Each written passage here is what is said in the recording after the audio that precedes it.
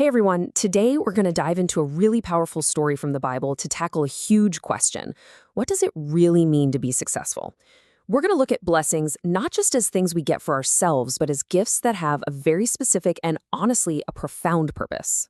Our story has all the makings of an epic. You've got a curious and powerful queen, a king whose wisdom was, well, legendary, and their meeting reveals this incredible, timeless lesson about what real success is all about. So, yeah, let's get right into it. Okay, so let's set the scene. We're talking about the Queen of Sheba and King Solomon of Israel. And look, this was not just some casual state visit. She was on a mission, an investigative mission, really. And what she found was just extraordinary.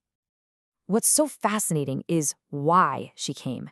She'd heard all these stories about Solomon's incredible fame and his wisdom, which, by the way, was said to come straight from God.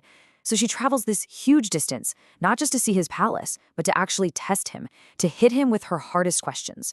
And what she finds just leaves her breathless. It wasn't just the gold or the fancy buildings. It was the order, the peace, the deep, deep wisdom she saw and how he led. She was looking at a kingdom that was just undeniably blessed by God. And this brings us right to the heart of it all. The Queen of Sheba has this massive aha moment. She's able to look past all the glimmer and gold and see the real reason, the true purpose behind Solomon's incredible success. And this is the pivot point. She gets it.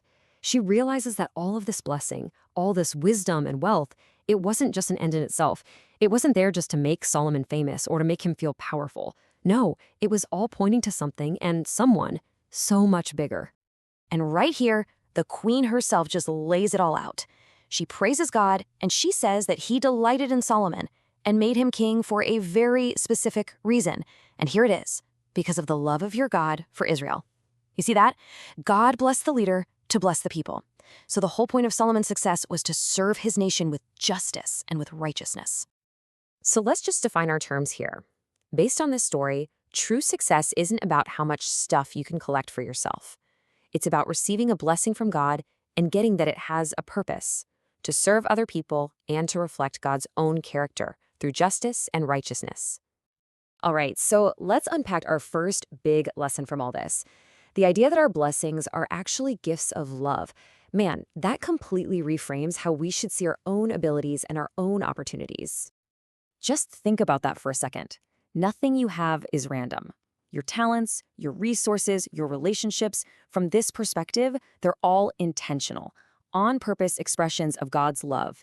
You know, he doesn't just bless us so we can have a good time. He blesses us so we can be a channel of his love and his care to the people all around us.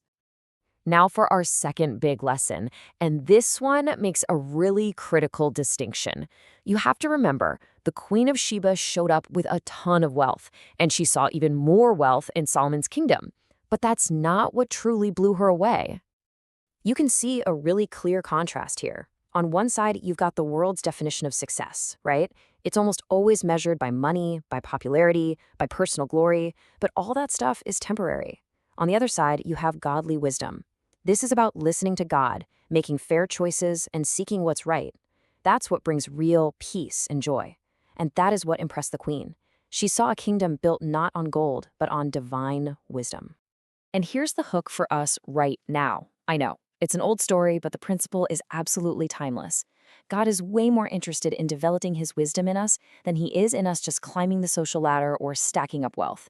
Because when we operate with real wisdom, our lives start to reflect his presence, and trust me, people notice, just like the Queen of Sheba did. Okay, so we've got these incredible lessons, but the big question is, how do we actually apply them, in our real everyday lives? Let's break it down into some practical steps. It all starts with a shift in how you see things. So first, you've got to actively start recognizing that everything you have, everything, is a gift.